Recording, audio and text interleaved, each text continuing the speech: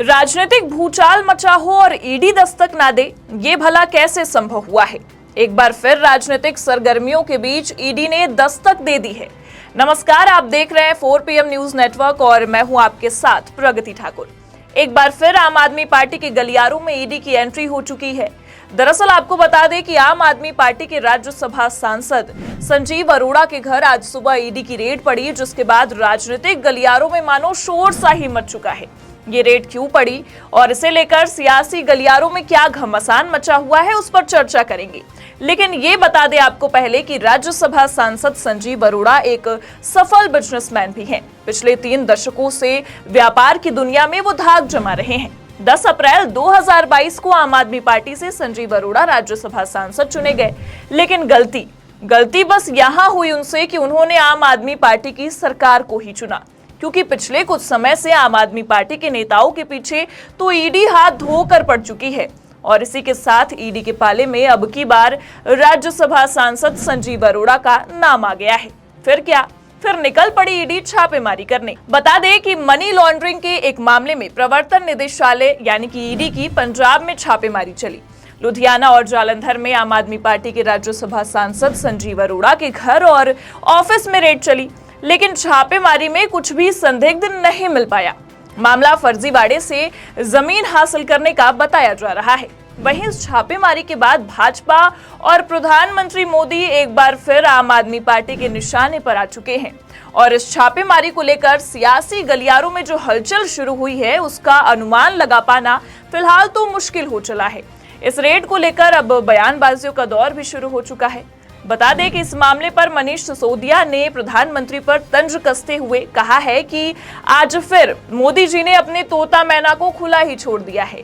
आज सुबह से आम आदमी पार्टी के राज्यसभा सांसद संजीव अरोड़ा जी के घर ईडी वाले रेड कर रहे हैं। पिछले 2 सालों में इन्होंने अरविंद केजरीवाल जी के घर रेड कर लिया, मेरे घर रेड कर लिया, संजय सिंह के घर रेड कर लिया, सत्येंद्र जैन के घर रेड कर लिया, लेकिन कहीं भी कुछ नहीं मिल सका। पूरी शिद्दत से मोदी जी की एजेंसियां लगी हुई हैं एक के बाद एक फर्जी केस बनाने में। आम आदमी पार्टी को तोड़ने के लिए ये लोग किसी भी हद तक जाएंगे, लेकिन कोशिश कितनी भी कर ले आम आदमी पार्टी वाले ना रुकेंगे, ना बिकेंगे और ना ही डरेंगे। इसी के साथ आपको बता दें कि संजीव अरोड़ा के घर ईडी की रेड पर संजय सिंह ने भी ट्वीट किया है और लिखा है कि एक और सुबह एक और रेड।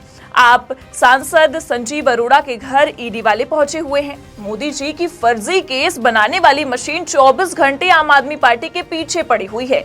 सुप्रीम कोर्ट ने भी कई बार इनको लताड़ा कि झूठे केस बनवाना बंद करो, लेकिन फिर भी ईडी को समझ नहीं आ रहा है। ये एजेंसियां कोर्ट को नहीं मानती, सिर्फ अपने आका की मानती हैं।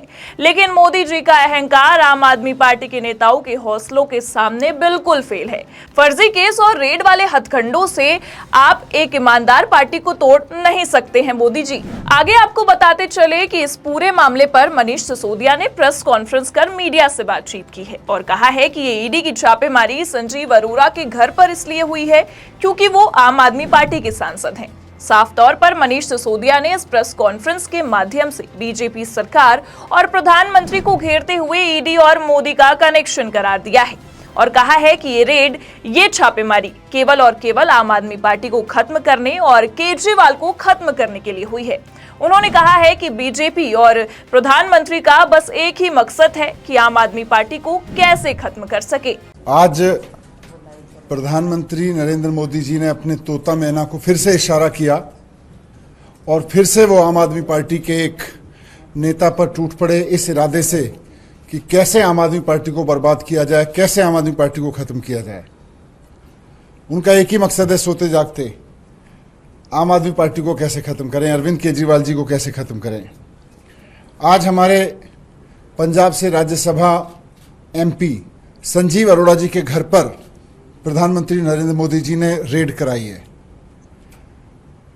ये रेड किसी करप्शन की वजह से नहीं हो रही, ये रेड किसी भ्रष्टाचार की जांच में नहीं हो रही, ये रेड हो रही है इसलिए क्योंकि संजीव अरोड़ा जी आम आदमी पार्टी के सांसद हैं, क्योंकि संजीव अरोड़ा जी आम आदमी पार्टी के टीम के एक मेंबर हैं। मनीष सिसोदिया ने आम आदमी पार्टी के नेताओं पर लगातार हो रहे अत्याचार को लेकर भी सवाल खड़े कर दिए हैं और कहा है कि सभी की गिरफ्तारी हुई। ईडी ने छापेमारी की, लेकिन आज तक कोई भी एक सुराग नहीं मिल सका है। इससे तो साफ जाहिर होता है कि झूठे केस में फंसाने की कोशिश की जा रही है। इस दौरान सिसोदिया ने सुप्रीम कोर्ट का हवाला भी दिया है और साफ तौर पर ईडी को बीजेपी का तोता मैना बताया है। इन्होंने सबसे पहले सत्येंद्र जैन जी को गिरफ्तार किया, उसके बाद मुझको गिरफ्तार किया, विजय नायर को गिरफ्तार किया, संजय सिंह जी को गिरफ्तार कराया ईडी से, अरविंद केजरीवाल जी को ईडी से गिरफ्तार कराया।